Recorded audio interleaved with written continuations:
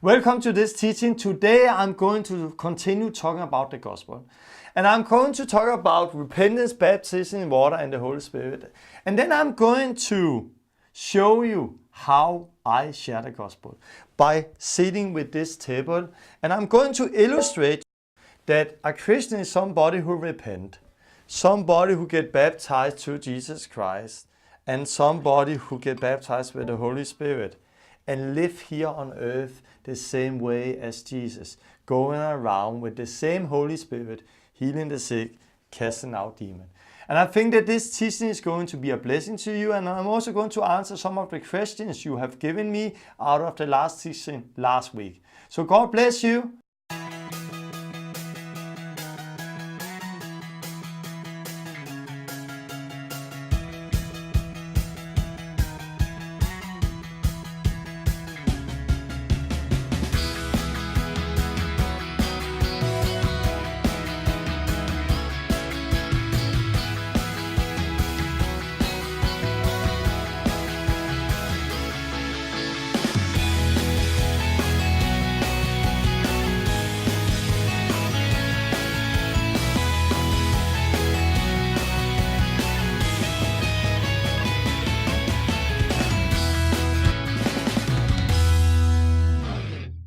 Welcome to the Pioneer School. I look forward to sharing this word for you today. Today I'm going to continue where I started last time with looking at repentance, baptism in water and the Holy Spirit. And the way I'm going to do it today is by answering some of the letters I have got out of the teaching last week, because I have got a lot of response out of the teaching. Also some questions, and I'm going to take a good time looking through the question. I'm going to go through the teaching last week and going to give you more details about this. And then I'm going to practical show you how I share the gospel. And I'm going to do that like over a coffee table. So the first half of this teaching is going to be from here, where I'm going to teach and share the word about what I talked about last time. And the next half is going to be where I'm going to sit down with this table, practical show you how I share the gospel. And this is going to be like a tool you can use to share the gospel to other people, so we can see people get saved. Like 2 times ago, I talked about healing and I talked about kickstarting. And this is so important, and this is growing all over the world. But we know that people only get saved if they hear the word of God. But miracles is a part of it. If you look at the revival that have been in China, they say about almost 80% of all the people who come to faith, it's like 78 or something percent of all the people who come to faith, came to faith because of a miracle in their life or people around them. So healing the sick is part of this. We need to obey Jesus' word, do miracles, heal the sick. But we also need to preach the clear gospel, as we read in the book of Acts, and as the first disciple did. So I'm going to take some time, look through this, and show you how I do it, because I want you to get some tools you can use, so we can not only see people healed, but we can see people saved, and we can see the church is growing. But before I'm going to start, I want to pray. God, I thank you for everything you're doing. God, I thank you for all the testimonies we are hearing that are coming in from all over the world about this teaching. God, thank you because you are using this and you want to use it today also, God. God, I pray that you help me by your Holy Spirit to share this word today. And I pray for everybody who's seen this video that you're going to open their eyes, God, so they can see what your word is saying. You're going to open their ears so they can hear what you are saying today through this teaching. And open their hearts so they can receive everything you want to give to them, God. God, I pray for this teaching that you bless it in the name of Jesus. Amen. Yeah. I promised last time to give you some testimony about kickstarting, how this is going. And this is going really amazing. Many people, I can say from Denmark and all over the world, is getting kickstarted. It's starting to heal the sick. And I love the testimonies that's coming in, and I just want to encourage you to go out and do it. There are also some people who have wrote to me that they don't have what it takes to do it alone, and then it's okay, but don't stop there. Then find somebody you can go with. And I think it's so important that you get kickstarting now. Don't wait 2 weeks, don't wait 1 month. Do it now when God is working. And I love all the testimonies that's coming in. But there is somebody who's not only writing what they experienced, there is also somebody who's sending me videos and somebody who's sending pictures to me, and I like that. And there is a guy in Holland who got kickstarted a short time ago, and he's starting to heal the sick. And he is seeing amazing things. And I want to share this testimony because he's sending me pictures of some of the people he's seen getting healed. And I think he started with this picture. He sent this picture to me. A man he prayed for in the station, I think it was, who got healed with crosses. And when he sent this picture, I wrote to him, amazing, just continue. And he have done that. Because some days later, he sent me this picture. A woman with 2 crosses who got healed. Some days later, he sent me this picture. You see another woman who's holding the 2 crosses in the air who got healed. Then he sent this picture. And a few days ago, he sent this picture. So here we have a person who have got kickstarted, and here we have 5 pictures of people in the last days who have got healed with crutches. This is what God is doing. And it's not only crutches, he's praying for a lot of people, and he's kickstarting other people now. And one of the other pictures he sent to me was this. A woman who got out of a wheelchair in the city. And with her, she had been was not able to walk. I don't know exactly what was wrong with her, but 2 years she had been sitting in that wheelchair, and God just healed her. She walked up and she went home with the wheelchair in front of her. This is what God is doing. This is what's happening right now all over the world. And you can be part of it, because the only difference between this man, this guy, and you and me and other people is that he act on what he have received. He just do it. If you just do it and train your faith muscle, you will see the same thing he's seen. The only difference is that he's doing it. So everybody can do that. But there is some people who just take the word, go out, act on it.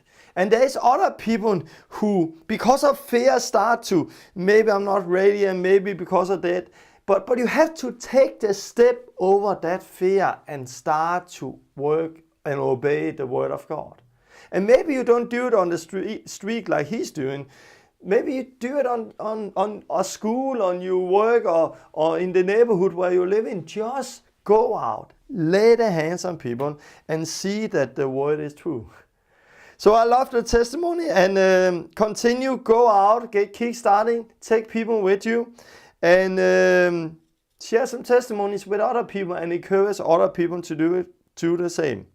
Okay, about this teaching, last time I spoke about Peter, how he started preaching, repent, each of you, and be baptized in the name of Jesus for the forgiveness of your sin. So Peter was preaching, repent and get baptized for the forgiveness of your sin, and then you're going to receive the Holy Spirit. This is what Peter was preaching. This is what we saw in the book of Acts. Why was he preaching that? Because it was what Jesus preached. He was preaching repentance. He was talking about baptism in water. He was talking about baptism in the Holy Spirit. And to believe in Jesus is to obey Jesus. And we need all things because we see the whole Godhead here.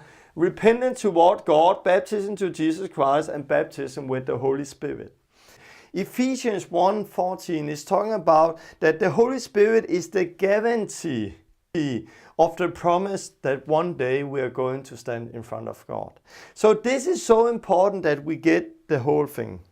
And I've got a lot of response out of this teaching. Somebody is writing, powerful teaching, love it.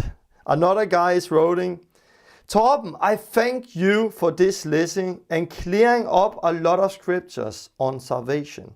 You have opened up the Word of God in such a way that it have come alive in my heart. I love that.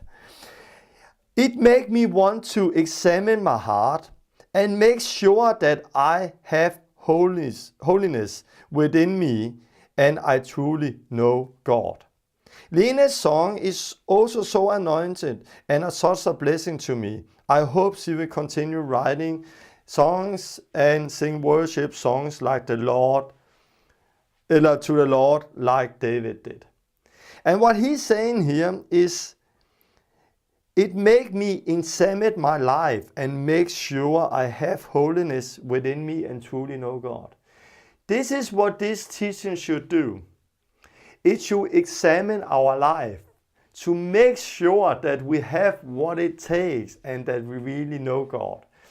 And if you look in revival history, there was always an examine of the Christians. When God moved with the Holy Spirit, people start to stop up and examine themselves. Do I really know God? And that was how revival started in the hearts of the Christians. But now we are living in a time where we are not allowed to talk about that. We are not allowed to ask questions about salvation. No, just believe everything's okay. This is the devil. And because there is a lot of fear in many Christians. Am I truly saved? And those Christians who have a lot of fear, then the church often do the mistake and say, oh, of course you are saved and you believe in Jesus? Yes, you do. Okay, everything is okay. But we should not do like that. We should examine ourselves and seek God and continue until we receive the Holy Spirit as the guarantee of our salvation. Until we are sure that we are sure that we are sure that we are saved. And this, what he's writing here, is what the teaching should do. It also do the same with me when I read the Word of God. Always examine myself. Am I in Christ? If not, I'm not going to stand one day and everything is going to be good. So I have to examine myself if I'm truly in Christ. So thank you for this, what you wrote here. Another guy is writing, he taught me good lesson, repentance and baptism and Holy Spirit then cleansing your life. I agree, I see it in my life because God is cleansing my life from sin. Faith and repentance is the start and the finish come through the Spirit. But one thing I don't see in my life. You say there is always a sign after people receive the Holy Spirit. And then he asks, you said that there's always speaking in tongues. Are you 100% sure of that? Is that what you experience each and every of those people who are baptized? Could it be different that God gave it to who he wants to give it? And he asked me that.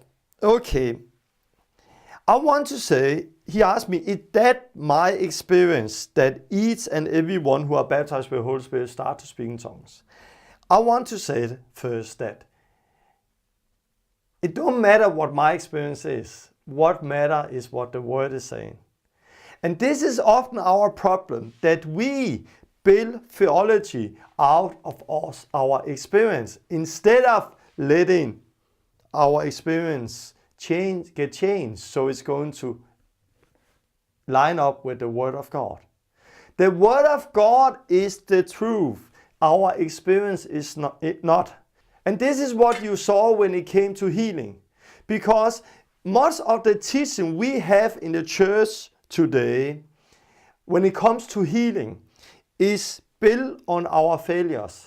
It's built on our experience. When we don't see people get healed, we build a theology because we want to explain why it do not happen. The same is it with baptism with the Holy Spirit. There is some churches who teach that this is for everybody. There is some churches who teach that it's only for a few, it's a gift for a few select. And there is some churches who teach that it's gone. You don't do that today. And this is so different. So if you ask those churches, their experience are different from church to church, from fellowship to fellowship. So if we should build our theology out of the experience, everything becomes so crazy because everything cannot be true. If they in the church where they don't speak in tongues, if this is what the word is saying, what about the people where some speak in tongues? Do they don't speak in tongues, or what are they then doing? Or what about the church where everybody speaks in tongues? What is then the problem? Can you see it? I'm going to share my experience, but I want to do something first. I want to say, what do the words say? Because it's always there we need to start. We don't start with our experience, we start with the Word of God. And if you look at the Word of God, if you go here, Peter, he said, repent, each of you, and be baptized and receive the Holy Spirit. And everybody who responded to that, you read get baptized in water, it was about 3,000. You don't read that they start to speak in tongues, but they responded to what he was saying. And I believe, of course, they start to speak in tongues. But you don't read that because this is not what the word was saying. But there's other places where you read how the Holy Spirit came. The first place you read about it is in chapter 8 with Philip in Samaria. What do you read there? You read that those people have repented, they have been baptized in water, but they have not yet been baptized with the Holy Spirit. My question is, how do they know that they have not been baptized with the Holy Spirit? The apostles knew that. And when they got to understand that they have not been baptized with the Holy Spirit, they came and they laid their hands on them. And they received the Holy Spirit. How do the apostles know that they haven't received it? And how do they know that now they have received the Holy Spirit? How? And there was a guy called Simon who was there. And Simon saw that the Holy Spirit was given by the hands of the apostles. How do Simon know that? We don't read that they spoke in tongues. We don't read what they did. But we read that there was a sign because they knew that they have not received it. They know that they have now received it. And Simon saw that they have received it. In many places, they will then say, also maybe the guy who wrote to me, yeah, but the sign is that the Holy Spirit is cleansing our life. But this is not the sign, because you can also experience that there. And if the sign was the Holy Spirit is working in one and cleansing your life, Simon could not see that in that moment they have received the Holy Spirit. So can you see it? Simon saw a sign in their life. And that sign was here and now. It was not a sign where they prayed for them and half year later something had changed in their life. No, there was a physical sign that happened. So the people who prayed saw it, the people who received it know that they have received it, and the people around them also understood that now they have received the Holy Spirit. So there is always a sign if you read there. If you go to chapter 10, Peter and Cornelius, Peter, he didn't think at that time that the heathen, the non-Jews, could receive the salvation. But he saw that they had received it. He saw that they had received the Holy Spirit. Why? Because you read, suddenly they start to speak in tongues and worship God. And because they spoke in tongues, Peter knew that they had received the Holy Spirit. And how many spoke in tongues? Everybody there spoke in tongues. And you can go to chapter 19 where Paul came to Ephesus. He met somebody and he asked them, have you received the Holy Spirit? Their answer was no. They have not heard of the Holy Spirit. But again, if you ask somebody, have you received the Holy Spirit? If there is not a sign, how can you know that you have received it? And there Paul laid the hands on them, and they all start to speak in tongues and prophesy. So here we see there is a sign. Here we see the spoken tongues and prophesied. Here we saw worship God, and the other place the spoken tongues and prophesied. So some place spoken tongues worship God, other place spoken tongues and prophesied. The only things that's the same every place is that they spoke in tongues. And I believe when I see the scripture that this is the sign. And it's like a baby in the natural. When a baby is born, it gets a language. La la la la ba ba ba. It can speak. A baby can speak. There is deaf person, but the normal thing is that babies get a language and we can speak. The normal thing when you get born by the Spirit is that you get a language so you can speak. So this is what I read in the Word of God. What about my experience? My experience is the same like with healing. In the beginning, I didn't see anything happen. But it didn't change what the Word was saying just because I didn't see it happen. Later, I started to see a little happen there and a little happen there. And later, I started to see again what the Word was saying, and I started to see more and more and more. The same way is my experience with the Holy Spirit. The first many years I was Christian, I didn't see anybody get baptized with the Holy Spirit. Then I started to see a few people, and it was like more up to God. If it was happening, whoa, it happened. If it did not happen, okay, go home and wait and let's see what happened. And I saw a few here and a few there. But while I got changed by the Word of God and saw that this is the will of God, if you know it's the will of God, you can pray according to the will of God and you know that you have received what you have prayed for. I started to see more and more and more and more get baptized with the Holy Spirit.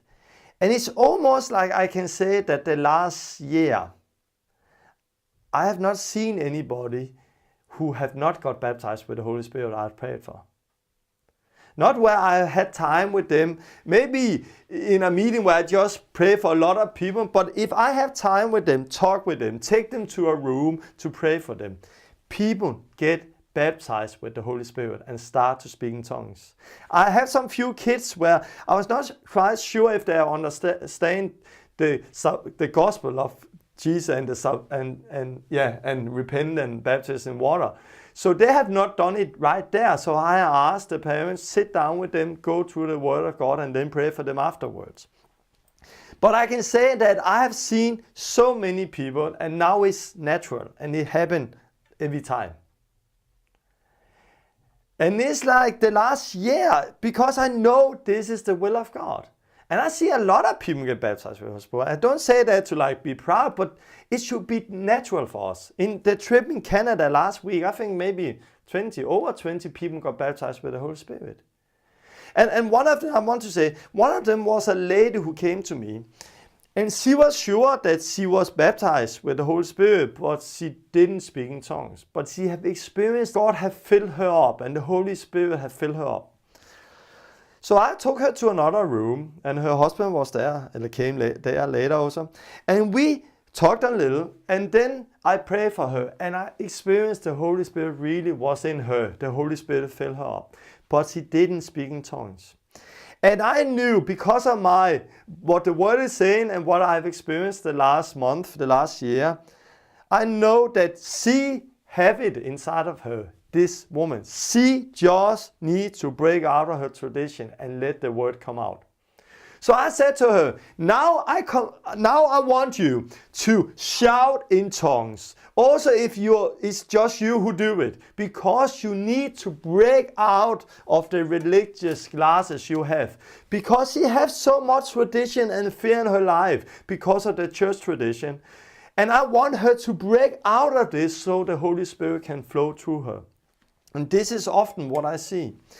And I talked with her and she shouted, la, and Jesus, and just shouting in tongues. And when you saw that, it was so clear to see it was not just her who was speaking.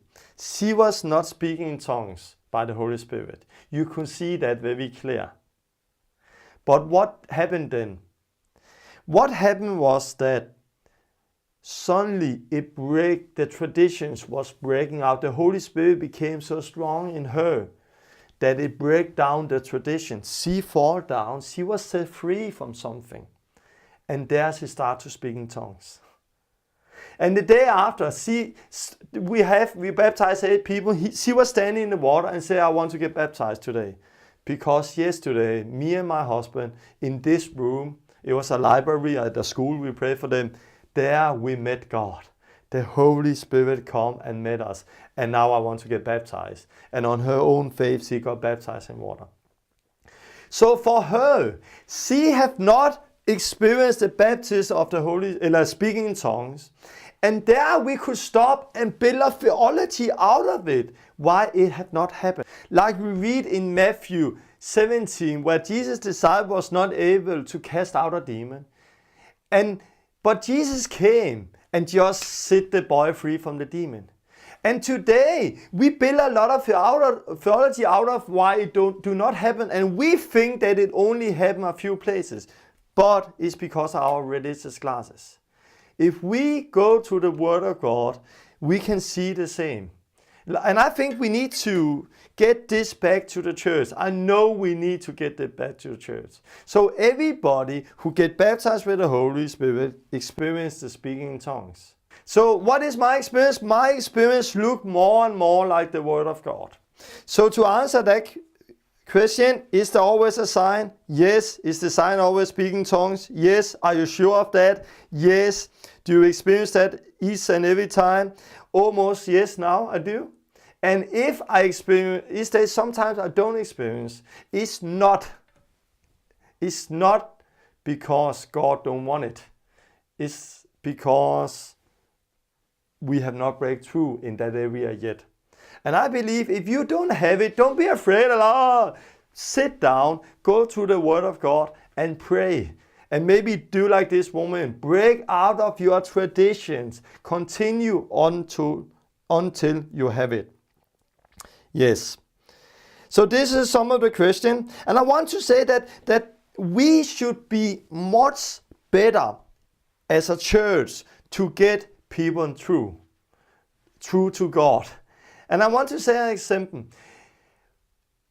When I travel in the world today, I meet many people in churches who love God, who want God, but it's like nobody discipled them. Nobody take them by the hands, take them in, show them how to come through when we talk about salvation.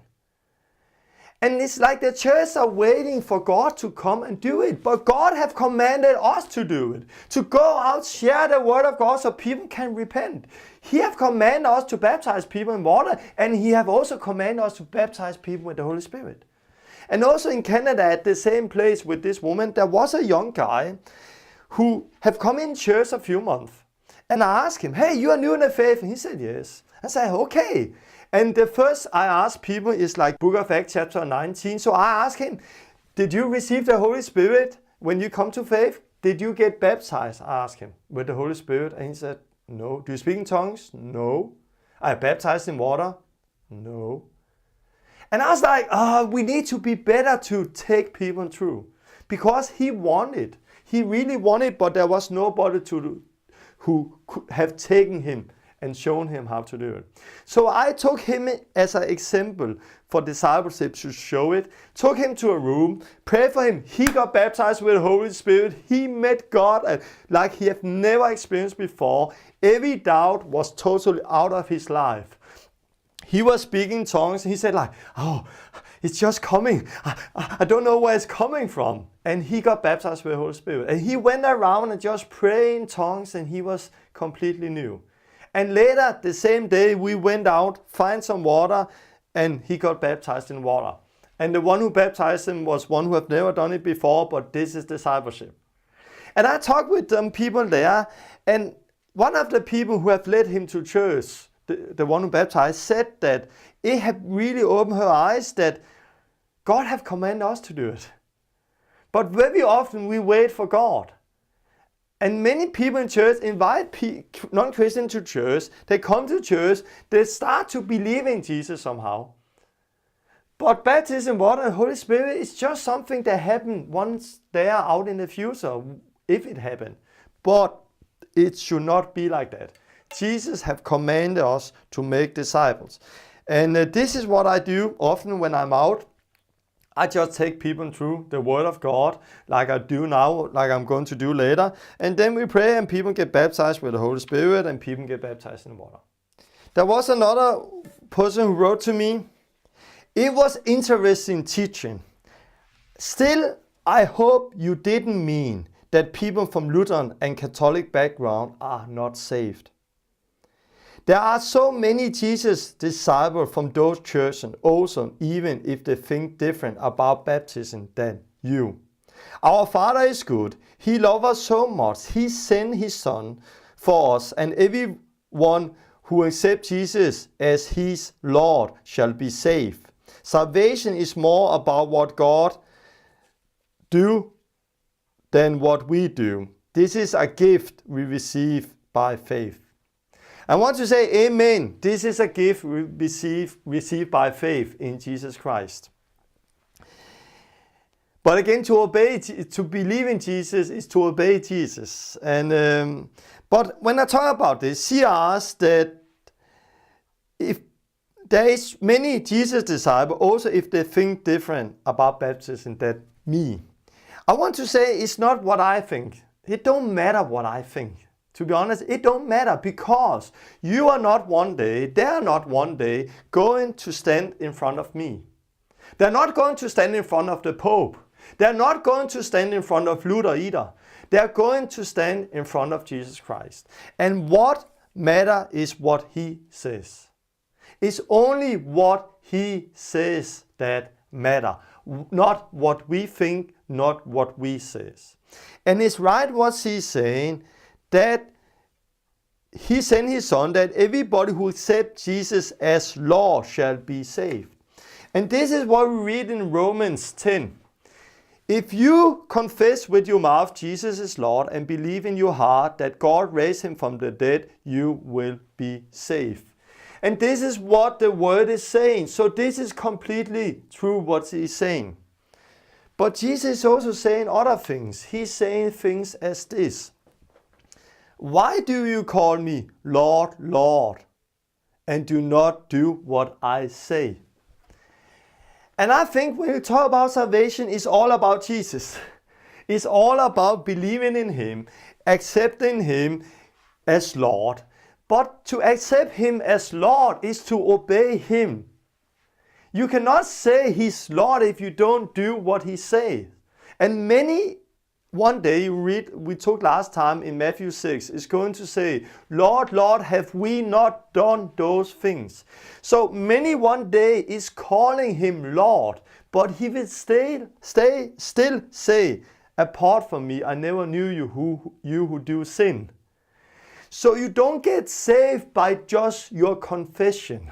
You need to have a life that is the same as your confession. You need to show by your life that He is your Lord. It's not just by confessing you get saved. But when we talk about what she's asking, I hope you don't say that people from Lutheran Church and Catholic Church are not saved. I didn't say that they are not saved because I don't know. And I want to ask you or her, do you know? How can you be 100% sure that those people are saved? Can you know it for sure that they are saved? Do you know what there's in their heart? Do you know that maybe those people you are thinking of have received the repentance and faith in God, and then the Holy Spirit start to work in them? That you need to get baptized in water. You need to come out of this system, tradition, and build on the Word of God. You need to get baptized with the Holy Spirit. And the Holy Spirit is working and working and working and working in them. But those people, no, I listen to my tradition more than what I feel in my spirit the word is, Holy Spirit is saying. You don't know what is inside of them. And we are so fast to be deceived. Jesus had 12 disciples, one of them was Judas. Judas was a liar, he was stealing, he was a thief, stealing money. And Jesus knew that, but none of the 11 others know it. They saw Judas as a believer like them, but something else was the truth. I don't say that people are not saved. And I don't know what is happening in their life. And I, like her, know many people from Baptist, Methodist, Pentecostal, Lutheran, Catholic background who love Jesus. I have met them. I travel in the whole world. But I will not judge, and you should not judge either. And when I talk about judging is not only you go to hell. No. Judging is you go to heaven. How do you know? How do you know for sure that he is going to heaven? But each time we are talking about judging, it's always, hey, you are not allowed to say he go to heaven and go to hell. One thing we know is what Jesus is saying. And yes, maybe God have not revealed it to those people.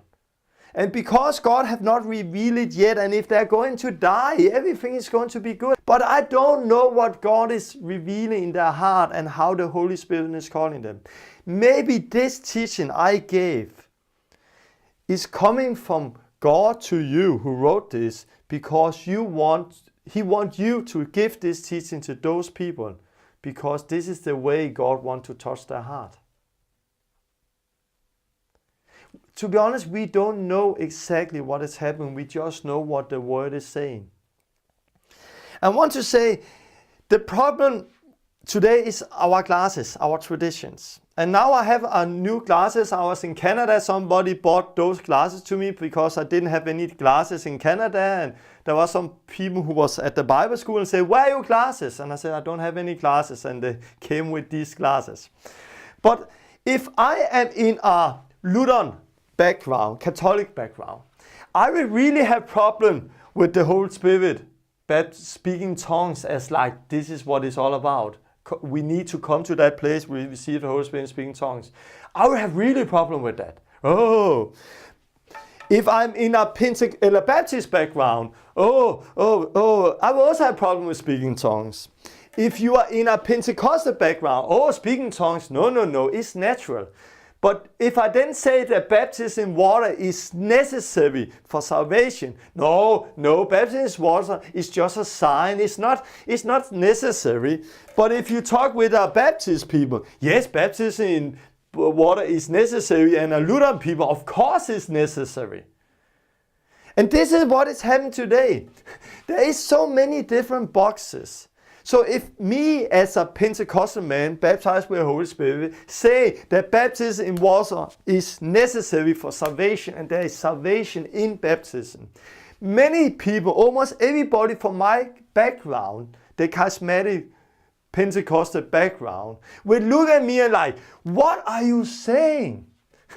But if you go to a Lutheran church in Denmark and go to their website and ask questions about baptism, everybody will say, yes, this is necessary. Baptism and faith together save people. Can you see it? So our problem today is that there is some people in this box who have problem with this.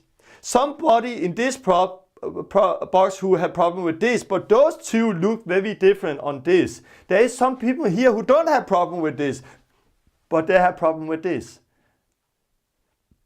But if I go back to the book of Acts, before everything got changed to the Catholic Church, where everything got changed about this, and a lot of other things you have seen during the last teaching on this Bible school.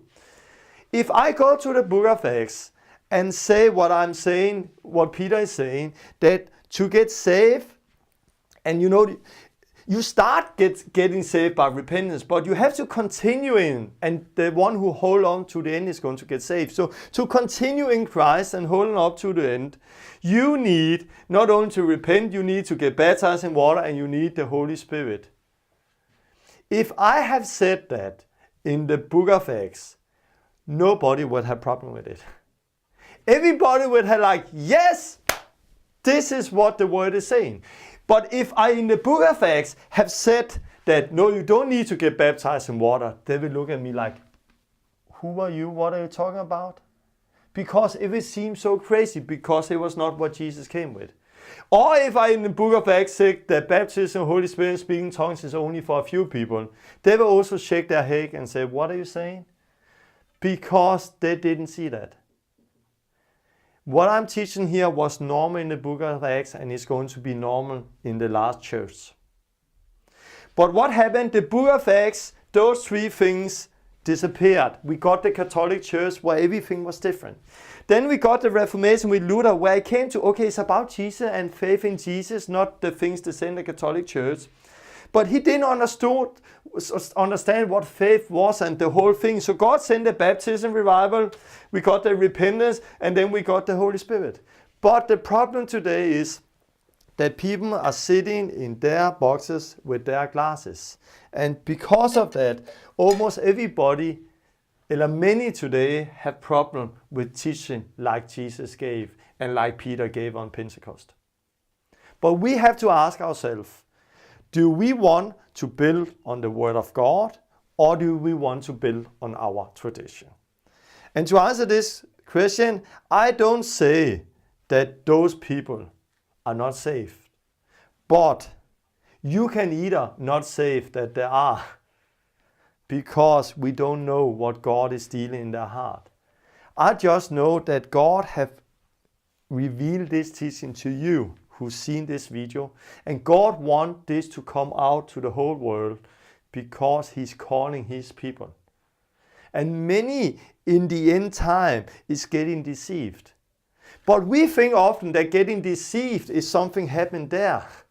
Because in our small box, everybody around us think the same. But if you're in that box and look at those people, you will see that everybody have not understanding. Everybody in that area are deceived. If you are there, you will see in this box that everybody in that area are deceived. But when you are grown up in a tradition, you think that this is the only thing that's the truth. And like her, I also have problem with that. To be honest, it's still working me. Because I know many people and I know my tradition background. I just repented there and later I got baptized and I didn't receive it personally the way I read it here. So I also have something I'm fighting with. Not because I don't see it in the Word, but because what I see around me. But I have to deal with myself and you have to deal with you. What do we want to? Do we want to build our theology of what we see around us on our experience, or do we want to build on the Word of God? So my problem is like her. I know many, many good people. I love them. And I know they love Jesus. But they have not, this have maybe not been revealed, or maybe is their tradition stronger than the love for Jesus. I don't know.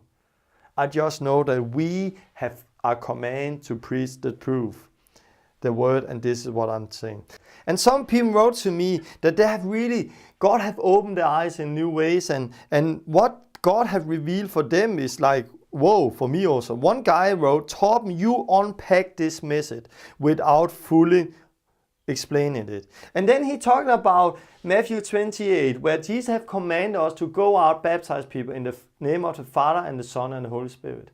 And he wrote that this is what happened. Go out, baptize people, but if you see like repentance is to the Father, baptism in water to the Son, baptism with the Holy Spirit is to the Holy Spirit. So this is somehow what Jesus have commanded us to. He used the word baptism there, but if you see, Jesus have commanded us to go make disciples and get people into the Father, Son, and Holy Spirit. Nothing is greater than the truth. Thank you for this lesson. Set me free from tradition and churches and the stuff somebody have told me before. I look forward to next message. Some other wrote to me, bless you, Torben. This was a powerful explanation. I will find somebody to baptize me. Do it matter who baptized me? And I said, no, it don't matter. And then he continued. Also, I sure remember this amazing text from John, 1 John 5, that deals with overcoming the world by being born of God. And there are three that bear witness in earth, the spirit and the water and the blood. And these three agree in one. It gets very clear now. The blood, repentance toward God in the salvation blood of Jesus. Baptism in water, being baptized, and the Spirit being baptized with the Holy Spirit. So for him, when he read that, it talks about being born by God. There are three who bear witness. The blood, repentance toward God, forgiven in Jesus, by Jesus' blood, and the water and the Spirit. So for him, it was like, whoa, this is amazing. And there was a guy who wrote this to me and sent this to me. I love this. Acts 2:38. Jesus died, he was buried, and he rose up again. Died, repentance. Buried, we are buried with Christ, and rose up again, resurrection by the Holy Spirit. So this is what we see. There's so many pictures. We die, we get buried with Christ, and we are rise up again as a new person with Christ by receiving the Holy Spirit. And there's so many pictures all over the Word of God when the Holy Spirit starts to work in you and open your eyes. The book of Galatians. In Galatians, people use that to say, hey, we're not under the law, we are under grace. It's not law, it's faith in Jesus Christ. And this is what the word in Galatians is also about. And people have said to me, yeah, we don't need to get baptized. Look, because this is a deed. We are saved by faith, not deeds. But if you go to Galatians, you can see that those things is also there. For example, in Galatians chapter 3, verse 2, this only I want to hear from you. Did you receive the Spirit by the works of the law or by hearing of faith? So Paul is asking, do you receive the Holy Spirit by the law or by faith? He's using the Holy Spirit when he's talking about salvation. And the same word, do you receive the Holy Spirit? You see that in the book of Acts chapter 19, where he came to Ephesus and he asked the people there, did you receive the Holy Spirit? And they said, no. And he prayed for them. And what happened? They start to speak in tongues and prophesy. So receiving the Holy Spirit is what he took here. Because it was normal part. So every time in the first church, when they wrote to the Christians, there and there and there, it was Christians who have repented, who have got baptized in water, and who have got baptized with the Holy Spirit. If you continue in Galatians, you can read later, chapter verse 26. For you are all sons of God through faith in Jesus Christ. For as many of you as were baptized unto Jesus have put on Christ. So he's talking to the church in Galatians. He's asking about when you receive the Holy Spirit. And then he said, we are all sons of God through faith. When you got baptized, what does the Bible say? When you got baptized, you put on Christ. But we have so misunderstood in the church today what it's all about. That many people today don't live in the fullness of God. And many are deceived because of our traditions. And that's why we need to break out of those traditions. And again, one more wrote to me that, lovely teacher, I want to share this with my church. Is that okay? And I want to say, you are allowed to share this teaching with everybody you want. Personally, I just wait to put on website, and because I want to have a few teaching ready before I get it out. But if you want to share it with people, you know you are allowed to do that. We need to get this out to people. Okay, do you have more questions about that? You can take that, and I will take that later. In the next lesson, I'm going to talk about repentance, and then baptism in water later, and baptism with the Holy Spirit. And I want to do it more practical. I want to be as practical as I can. Right now, I'm going to put this away and put something on this table. And then I'm going to show you how I share the gospel. Because later I'm going to talk about Luke 10. What Jesus has commanded us to in Luke 10. Go out, find a person in peace, go to their house, eat and drink what they are served, and share the gospel. And the best way for me to share the gospel is over a coffee table. To sit down with a coffee table, and then I illustrate the gospel by the things that's on the table. And I believe this is so important, because if we want truly to see people saved, it's not just share 5 minutes message and get them to prayer. You need to show them what it's all about.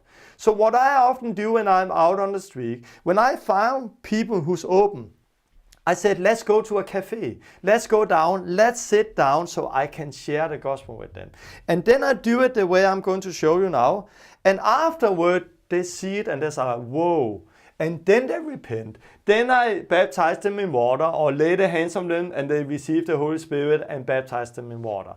And this is working because the Word of God is the truth. So now I'm going to put a table ready for you, and I'm going to show you how I'm going to share the gospel. Yeah, now I'm sitting down here and I'm going to show you how I share the gospel.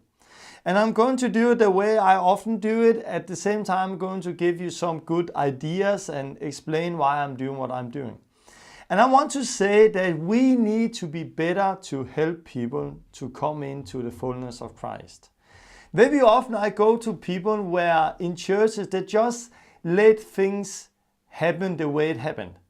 If God wants to baptize people in the Holy Spirit, it come one day. But it should not be like that. We should go out baptizing them. We should go out getting them to repent. We should go out, help them to get baptized in water, baptize them. We should go out and help them until they receive the Holy Spirit. But very often we just let things happen the way it happened and think it's all up to God. But it's up to us. God have commanded us to do it. And often when I share the gospel, I use this example for non-Christian, and I can use it for a lot of things. But I use this example when I share the gospel to people. I say, imagine you and me are playing chess. If we are playing chess or another game, then I move, and then it's your turn, and then it's my turn, and then it's your turn, and then it's my turn. I do this.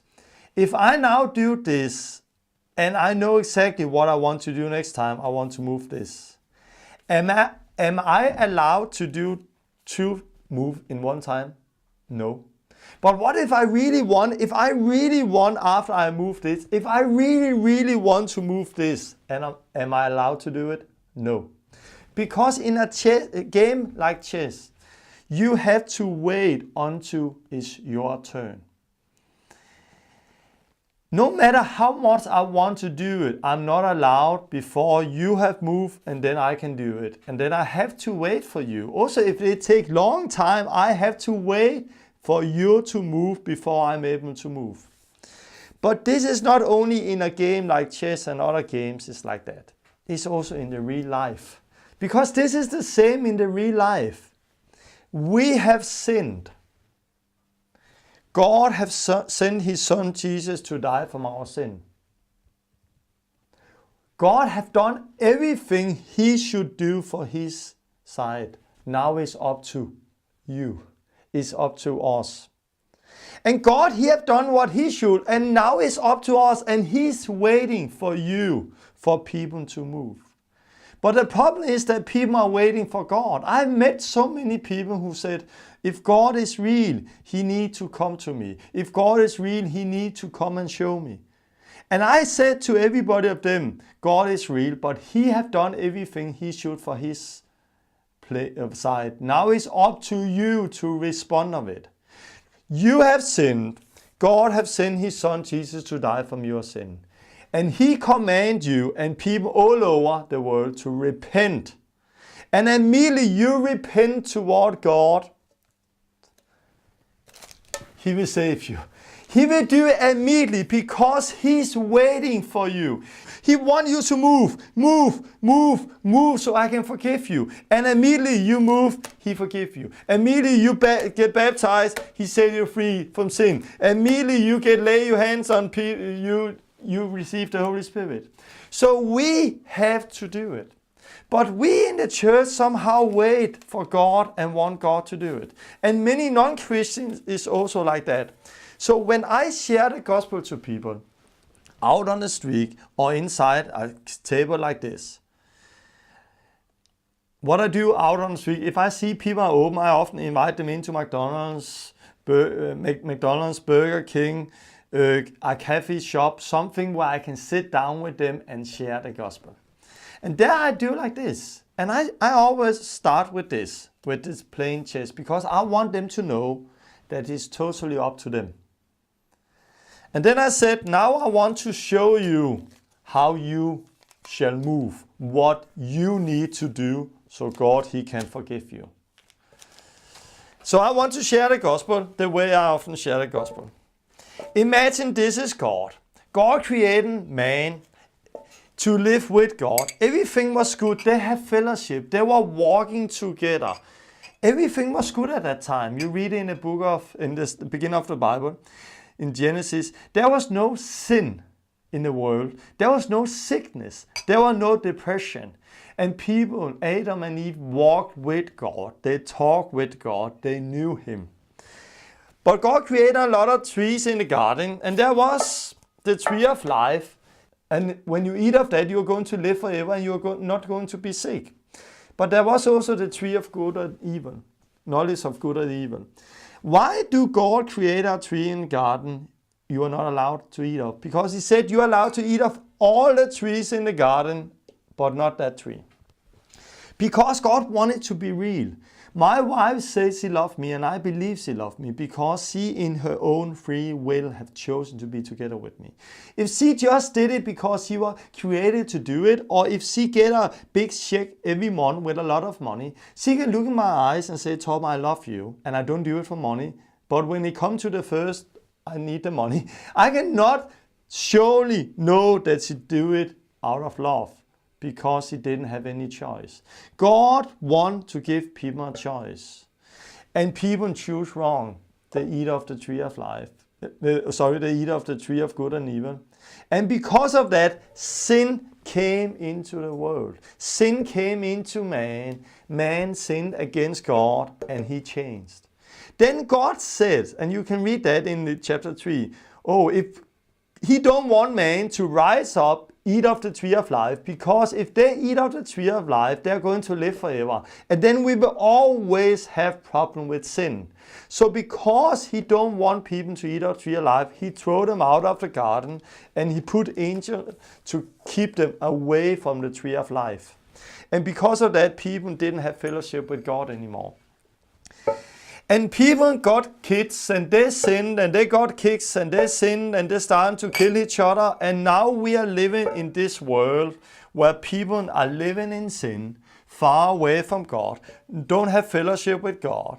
We are living in a falling world where there is sin, there is death, there is sickness, there is depression, there is war. And this world today is so different from the world God created.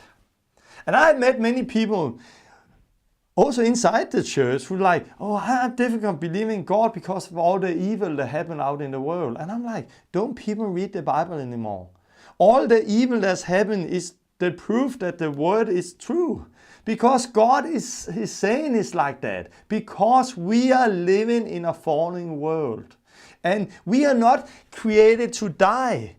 God didn't create man to die, but death came into the world through sin. And when everybody has sinned, you are going to die. When you sin, you are going to die.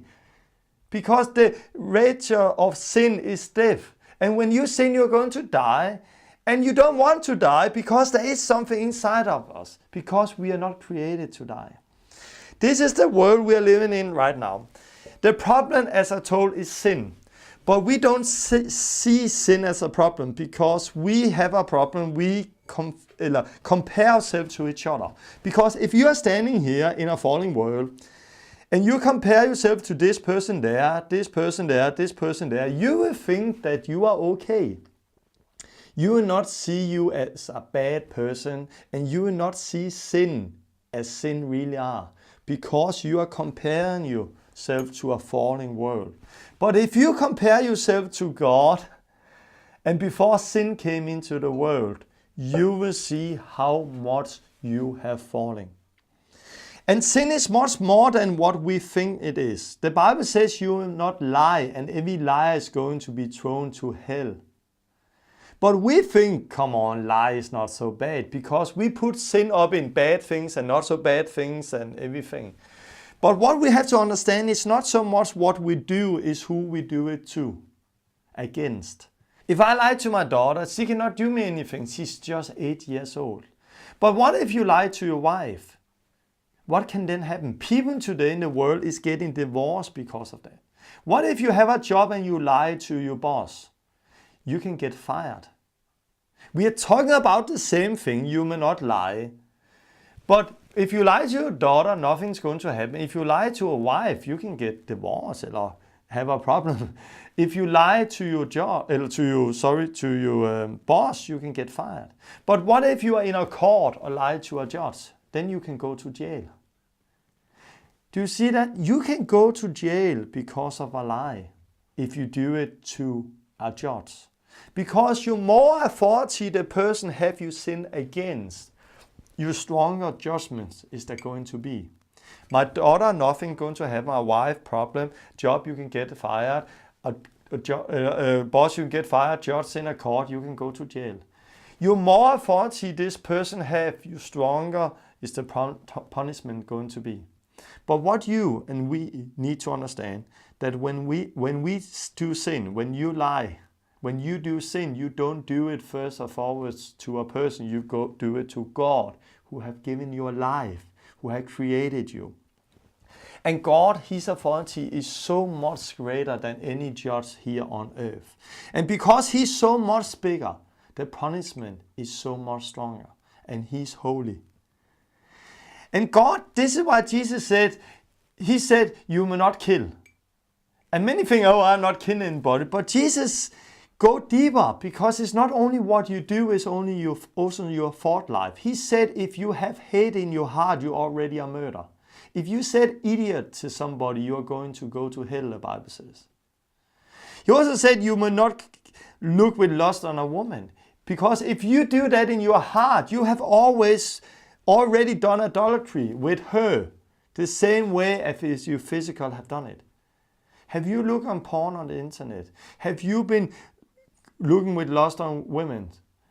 I know men, everybody have done it. I know of girls, people have done it, because we are living in this falling world. But this is still sin, and God sees the same as if you actually go out and are unfaithful with somebody. Try to imagine God is going to judge you out of His standard. Okay, let's get very simple. Imagine that I told you that when you got born, there was put a chip in your mind, and that chip has filmed every thought life, every deeds you have done from when you got born until today. And I have got those video clips. And I have put a video together, 5 minutes video with the things you have done. Not all the good things, because when you do something wrong and come to a judge in a court, the judge in the court is not going to look at the good things. He don't care. He's just going to look at the crime. When God is going to look at your life, the crime in your life, what is going to happen? Imagine I have that chip. I'm going to make a movie with you 5 minutes with all evil thoughts, deeds, with all the sin you have done, unclean thoughts, unclean things, the things you have done where you have closed the door, closed the light and thought that nobody was seeing it. God is seeing everything.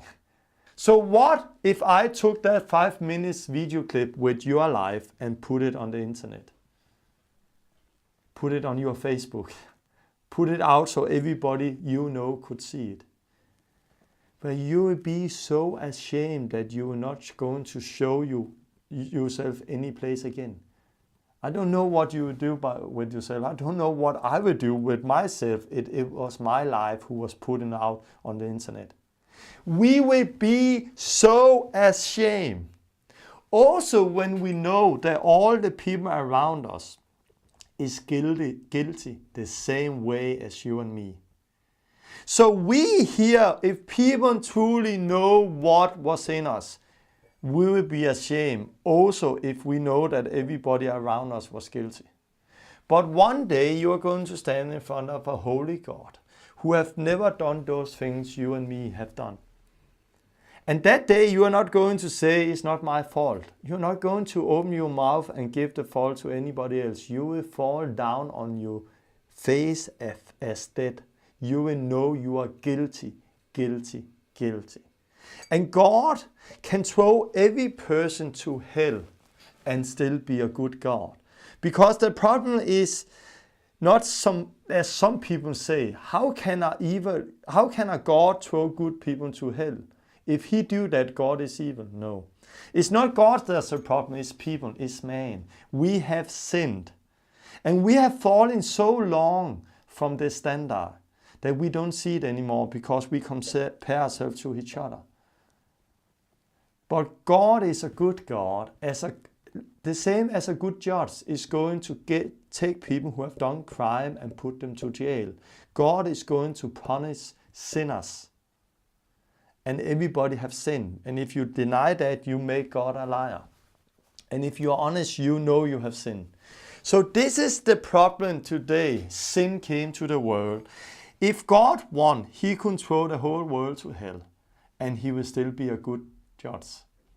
He could throw everybody who have done sin to hell and be a good God. Because the problem is you have sinned. But God, he don't want us. He loved us. So he sinned. He loved us. So he sent his son, Jesus Christ. Jesus was born by God, the Son of God. He is God. He lived a life here without ever sinning. He didn't steal. He didn't lie. He kept God's commandment. He did everything God commanded him to. He never sinned. He walked with God like Adam before sin came to the world. And he lived a perfect life. When he was 13 years old, he got baptized with the Holy Spirit. And from that day on, he started to walk around and say the kingdom of God is near. He was preaching the good news and he was healing everybody who was sick and bound by Satan because God was with him. And he walked here and did miracles. He died on a cross. But because he have never lied like you and me, never stolen like you and me, never done the things we have done, then he rose up again. When he got buried, he rose up again. And he came to his disciples, talked to them about the kingdom, and went to heaven and sent his Holy Spirit down here. This is what Jesus did. And now we need to believe in him. And we need to do the things the Bible says, repent from our sins, get baptized in water, and receive the Holy Spirit. So what is a disciple? What is a Christian? Is somebody who recognizes their sin. I have sinned against God. And they repent toward God and believe in Jesus. And when you do that, God is going to remove the stone heart and give you a new heart. The new life is going to come inside of you. But you need to bury the old body. The body is dead. The spirit is alive. So you need to bury the body. How do you do that? You do that by getting baptized in water. And this is so important, like in countries where there is many people die because of tsunami or earthquake and other things. They very fast bury the dead people. Because if a dead person is not getting buried, the body is going to rotten. And that body is going to create sickness and is going to kill the life there is. So it's so important that the life inside of you is not going to get killed. that you bury the old body. And you do that by dying with Christ, and you are coming up again. And then you receive in the Holy Spirit. And see, this is the same Holy Spirit that is in Christ. You don't receive a small Holy Spirit and he have a big Holy Spirit. No, the same Holy Spirit. And now you are walking here on earth in Christ's place, free from sin, baptized with the Holy Spirit, and going around and preaching the good news and healing the sick the same way as Jesus did it. And when people believe your word about Jesus, then they repent toward God from their sin.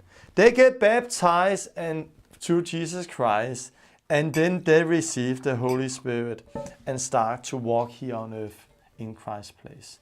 So this is what you need to do to get saved. You have to repent from your sin, you have to get baptized in water, and you have to receive the Holy Spirit. And then if you continue in Christ, one day, the Bible says, in the last chapter of the Bible, you're going to stand, put up your hand, and eat of the tree of life in the New Jerusalem. And this is what it's all about. It's all about the tree of life. Sin came into the world, so people were thrown out of the garden, so they could not eat of the tree of life. And sin was the problem.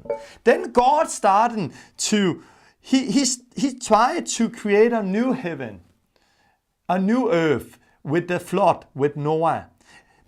And put Noah and his family in it. But the problem was that sin was in them. They have sinned.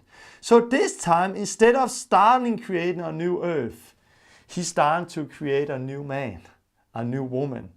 And out of that, he's later going to create a new earth. And when you are new in Christ, you are walking here, he's working in your life with sin, cleansing you. And we try to look like Jesus, but one day, when we step over the last step, we're going to look exactly like him. And there we're going to take out and eat of the tree of life and live forever. So do I believe in once saved, always saved? Yes. But we are first once saved, really saved, when we are there. Take the hand and eat of the tree of life you read about in the last chapter in the Bible. Who is the tree of life? The tree of life is Jesus. Jesus is the tree of life. We can eat of him now. We can be part of him now. And when we have the Holy Spirit, we have the guarantee of our salvation. And we continue walking in him by the Holy Spirit, and one day we are going to stand in front of him. This is how I share the gospel, something like that. And then when I have shared the gospel, I said to people, you have to repent. And then I take them hand and I pray for them. And if they from their heart repent toward God, the Holy Spirit is going to touch them and fill them up. And then said, let's pray for the baptism and the Holy Spirit. I pray one more time. And they get baptized with the Holy Spirit to start to speak in tongues. And then I go out and baptize them in water, and then I kickstart them the same day. I have done this many, many times. And I believe we need to share the gospel so people understand what they need to do.